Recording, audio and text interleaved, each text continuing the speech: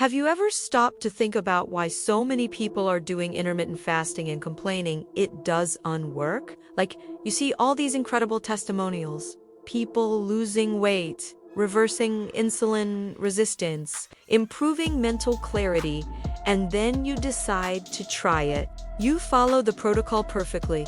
Do your 16 hours of fasting, 8-hour eating window, drink water, green tea, coffee, without sugar, and nothing. The results don't come. The weight doesn't drop. The energy doesn't increase. And worse, you start feeling guilty. Like the problem is you. Like you don't have enough willpower or you're not doing it right. But let me tell you something that's going to completely change how you see intermittent fasting. The problem isn't you. It never was. The problem is that there's a massive myth circulating out there, repeated endlessly in videos, posts, articles, even by well-meaning professionals. That's literally sabotaging your results before you even have a chance to experience the real benefits of autophagy, fat burning, hormonal regulation that fasting can provide. This myth is so widespread that it has become absolute truth in the minds of people just starting out. And you know what's worse? It seems to make sense. It sounds logical. That's why it's so dangerous. Because when something seems obvious, we don't question it. We just accept it and move forward, without realizing we're building our entire strategy on a completely flawed foundation. Let me give you a practical example. How many times have you heard that intermittent fasting is basically about skipping breakfast? That you just don't eat in the morning and automatically you'll enter ketosis. Start burning fat as fuel and boom, the magic happens. Sounds simple, right? And it's exactly that simplicity that's deceiving. Because intermittent fasting isn't about when you eat, or rather, it's not just about that. It's about what happens in your body during that period, about how you're preparing your metabolism, about the quality of what you eat when you break your fast, about the metabolic state you were in before you started. The truth is that most people start intermittent fasting with their bodies completely unprepared. They're coming from years, sometimes decades, of eating every 3 hours, keeping insulin constantly elevated, conditioning their organism to depend exclusively on glucose as an energy source. And then, suddenly, they just stop eating for 16 hours and expect their body to magically know what to do. It's like you've never run in your life and decide to do a marathon tomorrow. Your body is going to panic. It's not adapted. And you know what the result of that is: intense hunger, irritability, dizziness, weakness, headaches, anxiety, the symptoms everyone calls normal side effects of fasting. But they're not normal. They're signs that you're forcing a process without respecting your body's physiology. And when you feel all of that, what happens? You quit. Or worse, you persist, but break your fast eating the wrong things, completely nullifying any benefit you could have achieved. The myth is that intermittent fasting is a matter of discipline, of willpower, of enduring hunger, and that's it. But it's not.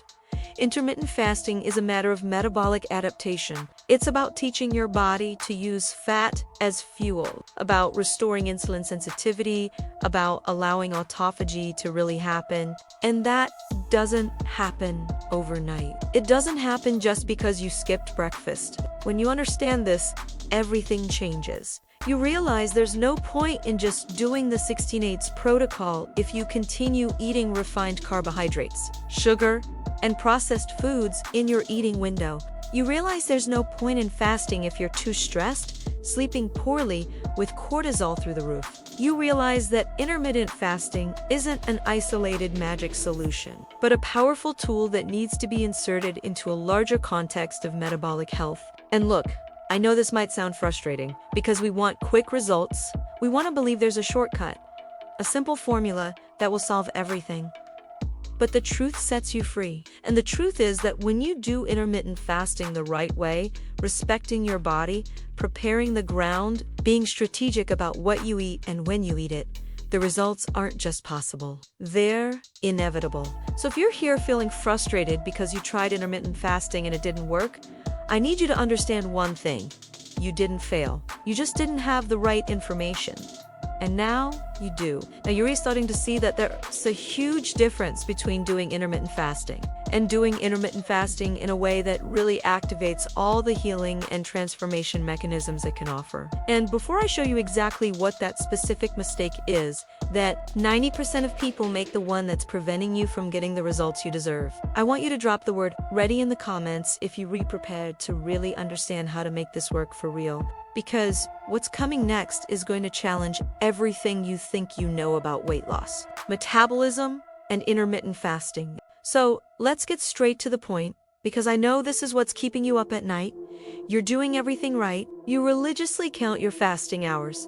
Don't put sugar in your coffee. Drink gallons of water. Even downloaded that app to track your eating window. You read the articles, watch the videos, follow the protocols, and yet, when you step on the scale, the needle doesn't move. Or worse, sometimes it even goes up. And then comes that horrible feeling of frustration mixed with confusion, because you're doing everything they tell you to do, so why the hell isn't it working? Let me ask you a question that's going to seem strange at first, but trust me, when you break your fast, what do you eat? No, seriously, think with me right now. What's the first meal that enters your body after 1680? Maybe 20 hours without eating anything. Because here, as the secret, nobody tells you with the necessary clarity. It doesn't matter how many hours you fasted, if you break that fast the wrong way, and when I say wrong, I'm not talking about eating obvious junk like fast food or sweets. I'm talking about things you probably believe are healthy. You know what one of the most common mistakes is? People break their fast with fruit. Seems innocent, right?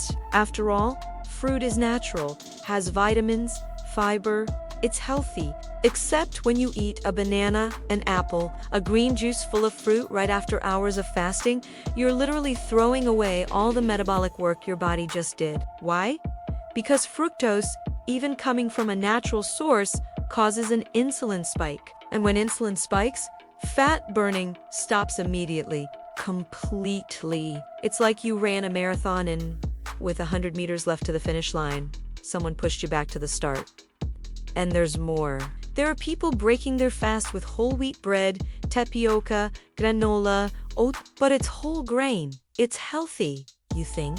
Except carb is carb. And when you ingest carbohydrate after a prolonged period without food, especially if your body isn't fully adapted to fat burning, yet you resending a very clear message to your organism. You can stop using fat for energy because glucose is back. And there goes ketosis, there goes lipolysis, there go the metabolic benefits you were building during your fast. But the problem goes beyond what you eat. It has to do with how much you eat too. Because a lot of people think like this, oh, I went so many hours without eating.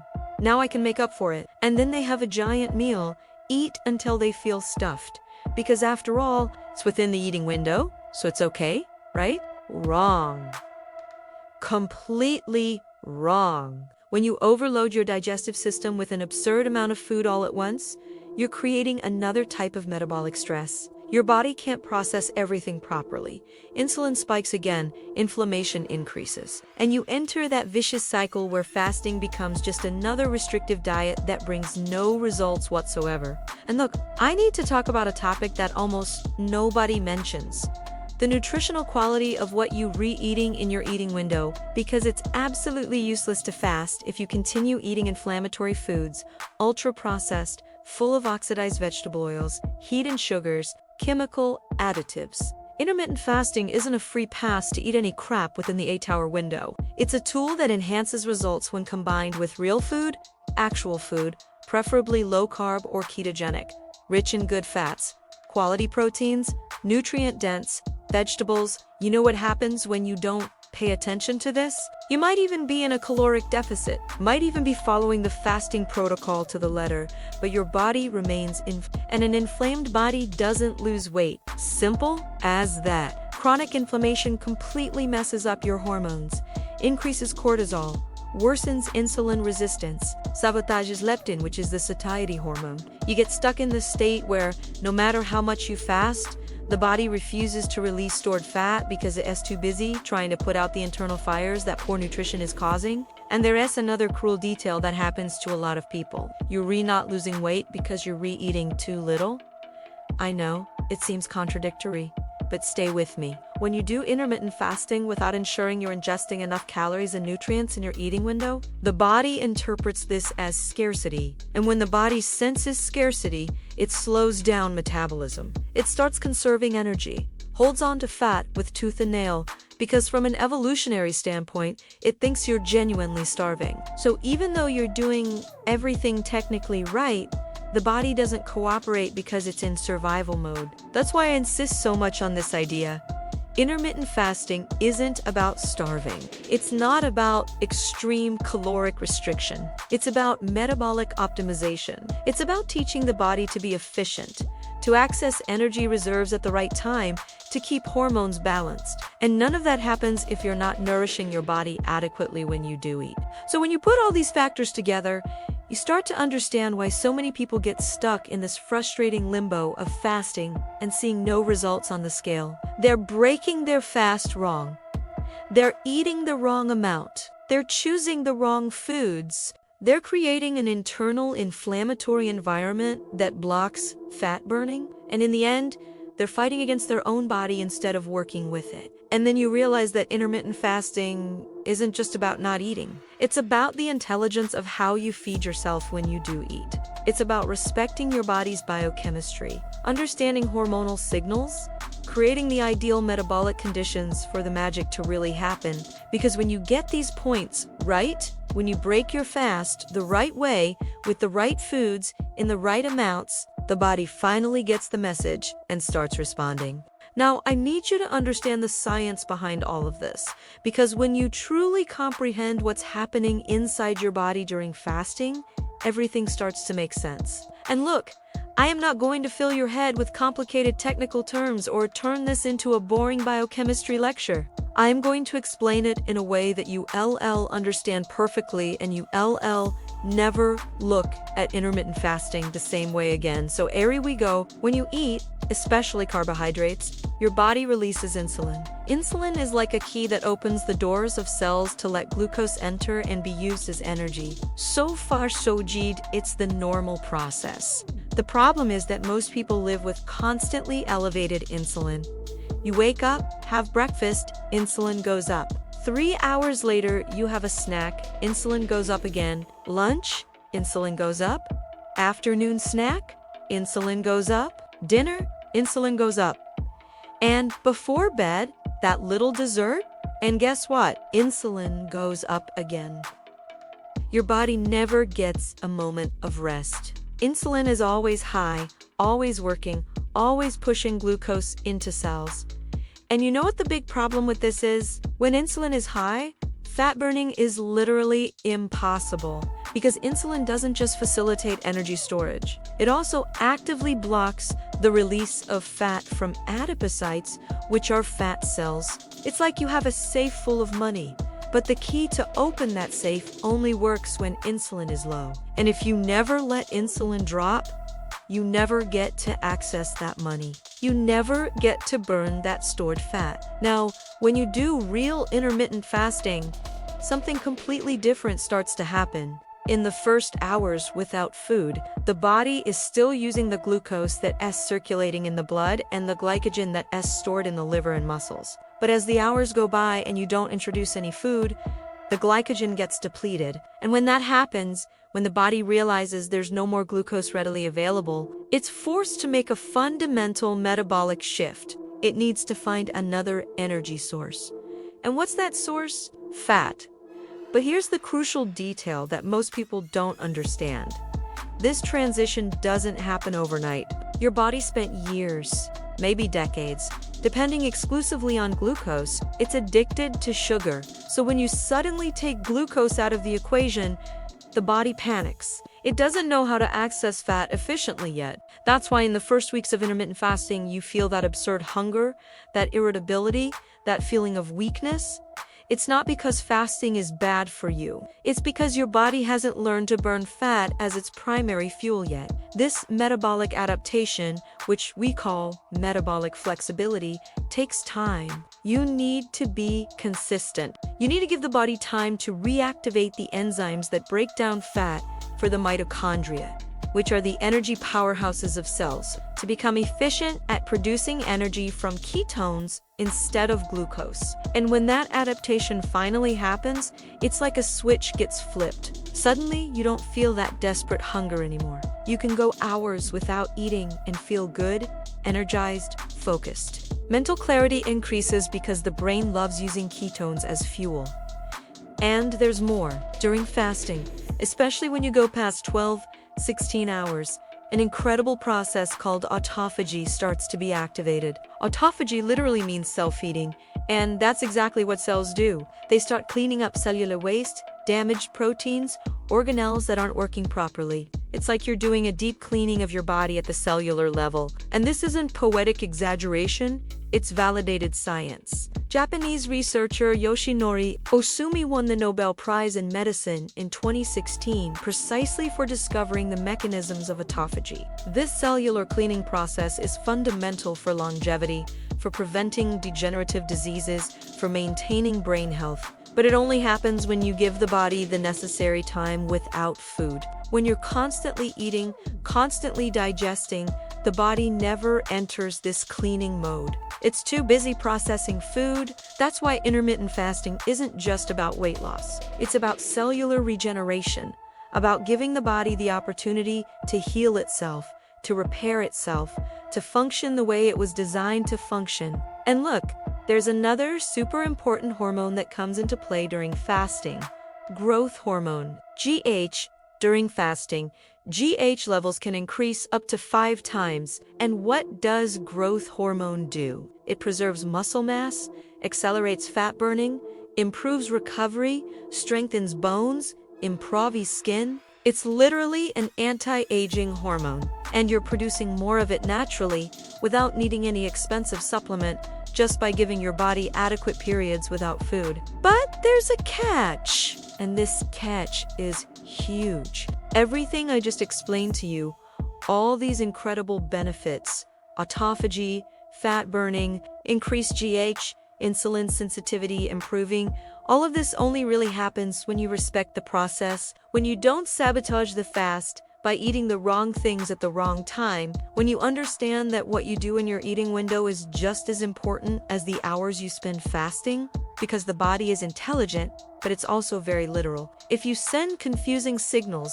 if you spike insulin at the wrong moment, if you keep the body in an inflammatory state because of poor nutrition, none of these metabolic processes will work properly. You'll be fasting only superficially, but you won't be reaping the real benefits. And then you re-stuck in that frustrating situation of doing everything technically right, but not seeing any results. Precisely because you didn't understand the metabolic logic behind each choice you make. So when you really internalize this science, when you understand that each hour of fasting is activating healing processes in your body, that each food choice in your eating window can enhance or nullify these processes, you stop seeing intermittent fasting as a fad diet and start seeing it as a powerful tool for metabolic transformation. And it is exactly this understanding that prepares you to understand what the fatal mistake is that most people make. And now we arrive at the heart of the problem, at the mistake that's completely destroying your results, and you don't even realize it. This mistake is so common, so widespread, so accepted as normal, that people do it every single day thinking they're on the right track. And look, when I reveal what it is, you'll probably have that, "Oh my God, I do exactly that" moment. And that's okay, because from now on, you'll know how to fix it. The fatal mistake is this: you're eating carbohydrates right at the beginning of your eating window, period. Simple as that. And before you think, "Oh, but it's just a piece of whole wheat bread. It's just tapioca. It's just fruit." Let me explain why this is absolutely devastating to your results. Remember everything I explained about what happens during fasting? Your body went to hours, maybe 16, 18, 20 hours without food. During that time, insulin levels finally dropped. Your body started burning fat. Autophagy was activated. Growth hormone increased. You created this perfect metabolic environment, this window of opportunity where the body is finally working in your favor, accessing energy reserves, doing cellular cleanup, restoring insulin sensitivity, and then you break your fast with carbohydrate, with any type of carbohydrate. And you know what happens? Insulin spikes immediately. And when insulin spikes, it's like you threw a bucket of cold water on everything the body was doing. Fat burning stops instantly. Autophagy is interrupted. The body exits that fat-burning state and goes back to glucose-burning mode instantaneously. You wasted all those hours of fasting because of one wrong choice that took 5 minutes. And the worst part is that most people don't even realize they're doing this because they're following advice that seems reasonable.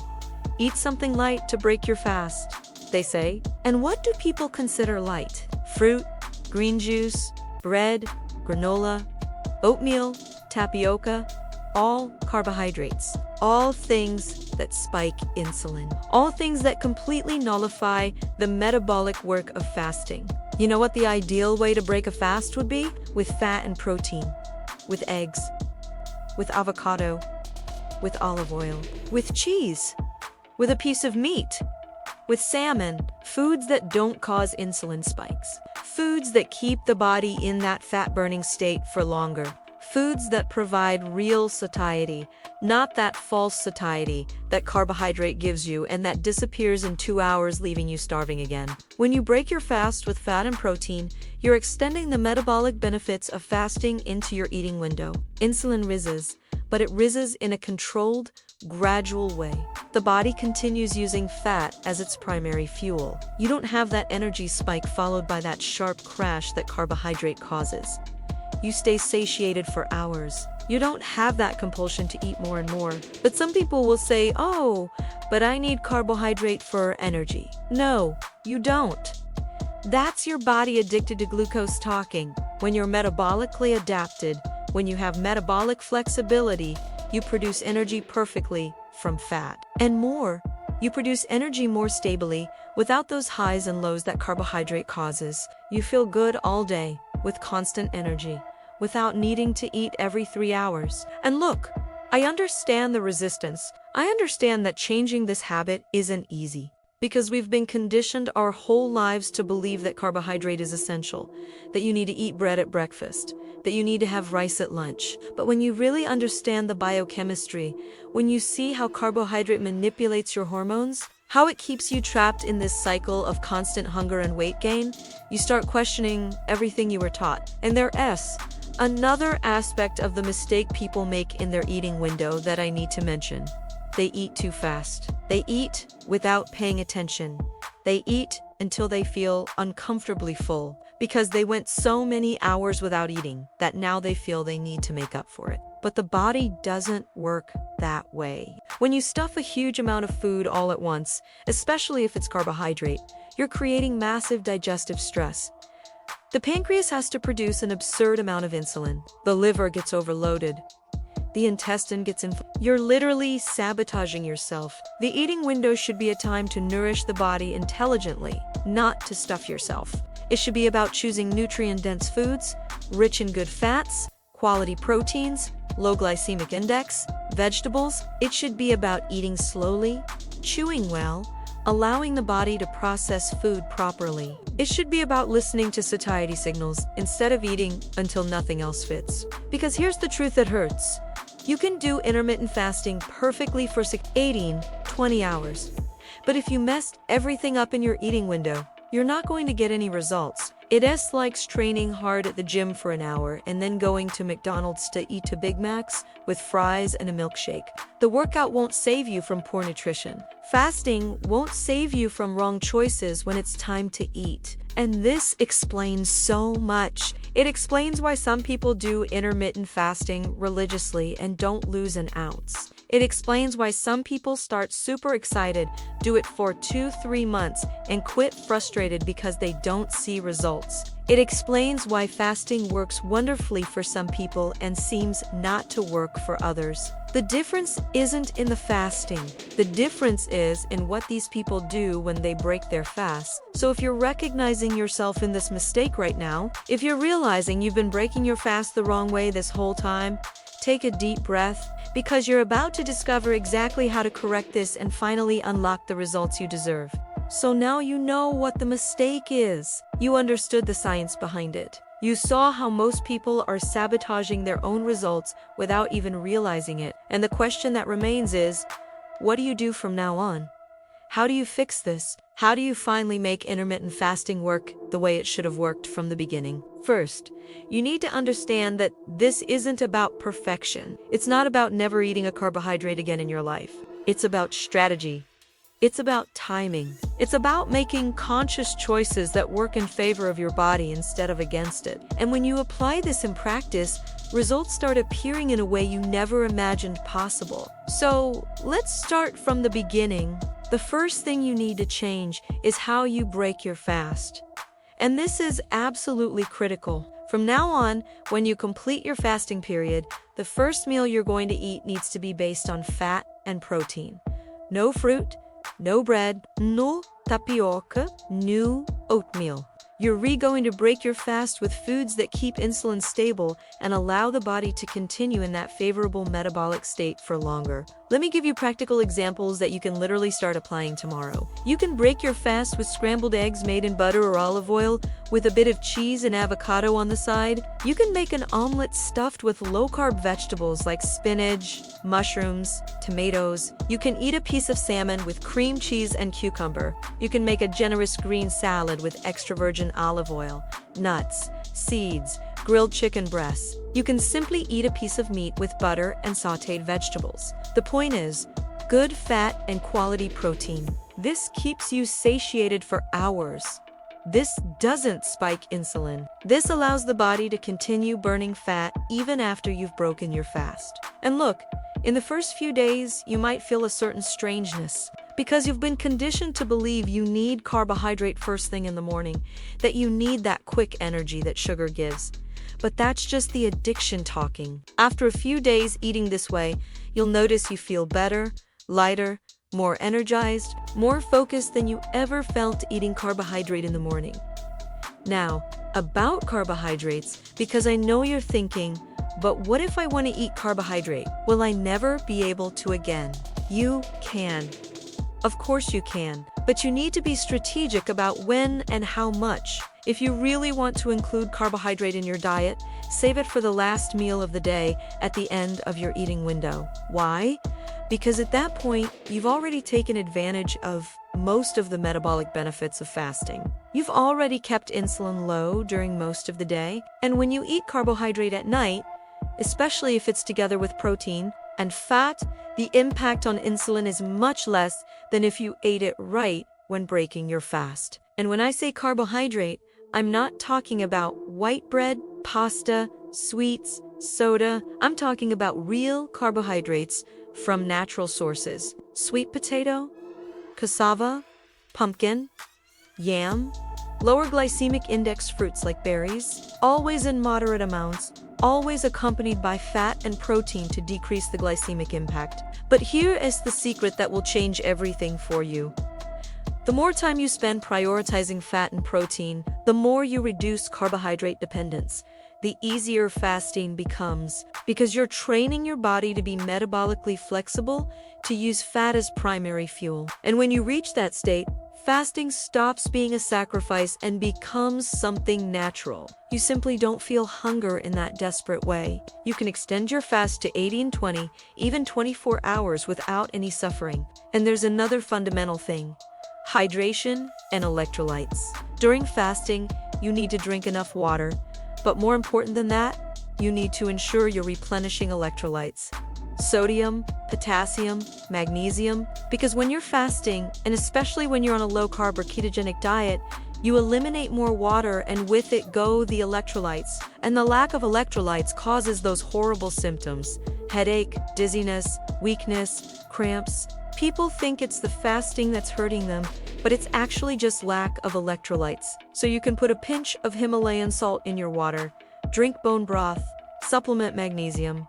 This completely changes the fasting experience. Now, about the amount of food, a lot of people think that because they're doing intermittent fasting, they can eat as much as they want in their eating window. And technically, if you're eating the right foods, fat and protein, it's really hard to overdo it because these foods truly satiate. But still, you need to listen to your body.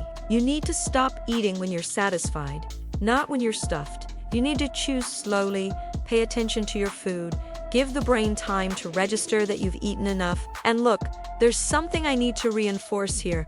Consistency. You're not going to correct years of glucose dependence, years of insulin resistance, years of poor nutrition in 1 week.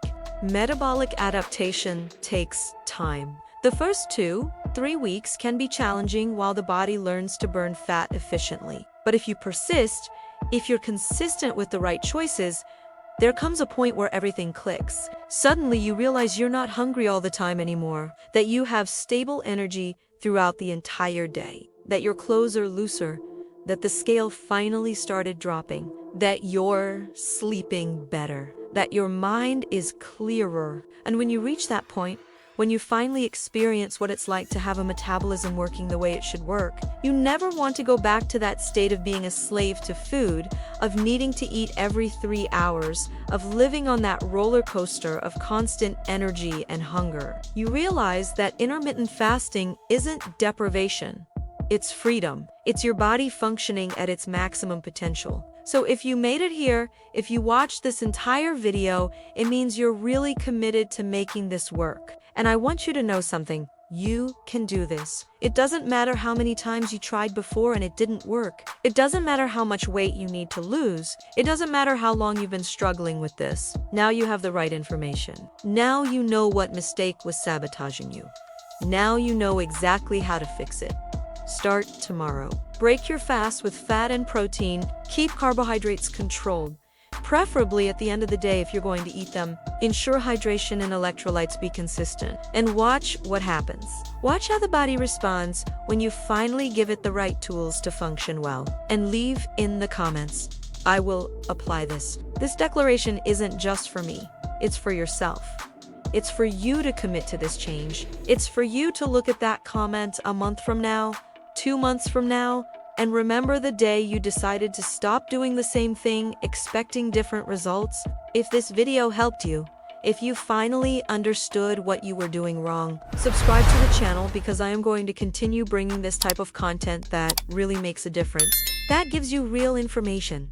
No beating around the bush, no selling illusions, and share this with someone you know who's going through the same frustration with intermittent fasting. Because knowledge that isn't shared doesn't transform anyone. And remember, you're not alone on this journey. There are thousands of people here in this community who are in the same process, facing the same challenges, achieving the same results. We're in this together, and I believe in you. I believe you're going to succeed. Now, go out there and put it into practice. Your body is waiting for you to make the right decision. And that decision starts now.